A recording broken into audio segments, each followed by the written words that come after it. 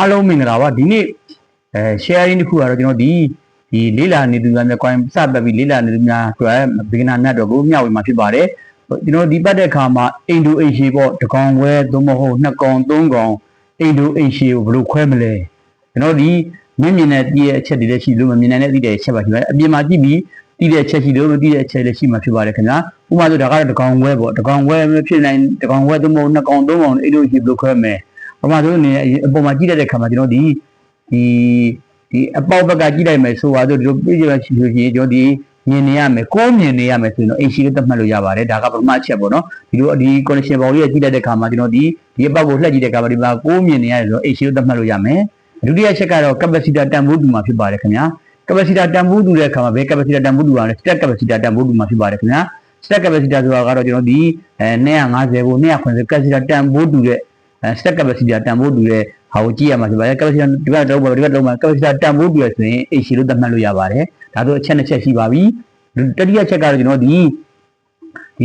တတိယချက်ကိုကိုင်အောင်ဖြုတ်ကြည့်ထုတ်လိုက်တဲ့ခါမှာကျွန်တော်ဒီကိုင်ကိုကာဘာတွေဖြုတ်တဲ့ခါမှာဒီဘက်ကဖြုတ်လိုက်တဲ့ခါမှာကျွန်တော်ဘာတွေတွေ့မလဲဆိုတော့ကျွန်တော်ဒီအခုလို့ခေါ်တဲ့အရက်ခေါ်တန်ခမ်းပေါ့မြောင်းလျားကိုတိုင်းတဲ့ခါမှာကျွန်တော်ဒီ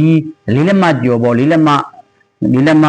ကျော်ပေါ့လေးလက်မကွဲ5လက်မ6လက်မအထိပေါ့နော်6လက်မ2စိတ်ပေါ့နော်အဲ့လိုရှိတဲ့ခါမျိုးဆိုရင်ဒါဆို AC လို့သတ်မှတ်လို့ရပါတယ်ခင်ဗျာဒီမှာဆို4လက်မနဲ့4လက်မကျော်လာပြီးဆိုရင်5လက်မခွဲ5လက်မခွဲ6လက်မပေါ့6လက်မဆိုရင်ဒါဆို AC လို့သတ်မှတ်လို့ရမှာဖြစ်ပါတယ်ဒါကတတိယချက်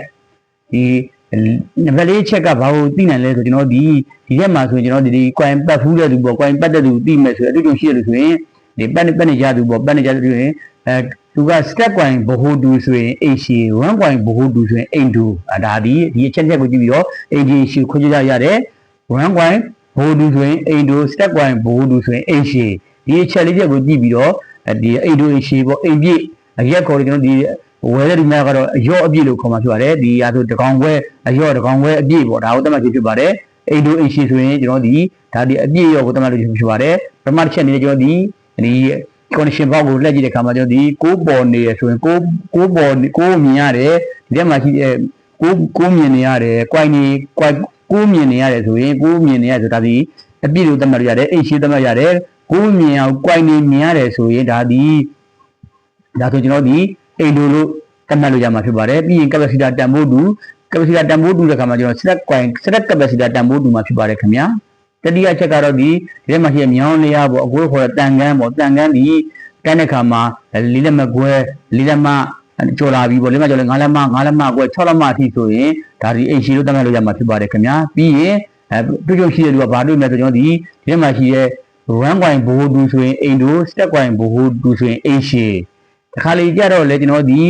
ပတ်တဲ့အခါမှာဘယ်လိုပဲပတ်ဒီနှစ်ခုကိုကြည့်ဒီအချက်လေးချက်ကိုကြည့်ပြီးတော့ AC Indo ခေါ်ကြလို့အကိုတို့ခေါ်တဲ့ဝယ်မဲ့ဒီများကတော့အရော့အပြည့်ပေါ့နှစ်ကောင်အရော့နှစ်ကောင်အပြည့်တတ်မှတ်လို့ရတာဖြစ်ပါတယ်ခင်ဗျာဒါကတော့ကျွန်တော်ဒီတစ်ကောင်ခွဲနှစ်ကောင်သုံးကောင်ဒီပတ်မဲ့ညီငယ်များအကူများကိုကျွန်တော်ဒီ Indo AC မြင့်မြင့်နဲ့ခွဲခြားအောင်သိခြင်းကိုမျှဝေပေးခြင်းဖြစ်ပါတယ်ခင်ဗျာအားလုံးကိုကျေးဇူးတင်ပါတယ်ခင်ဗျာ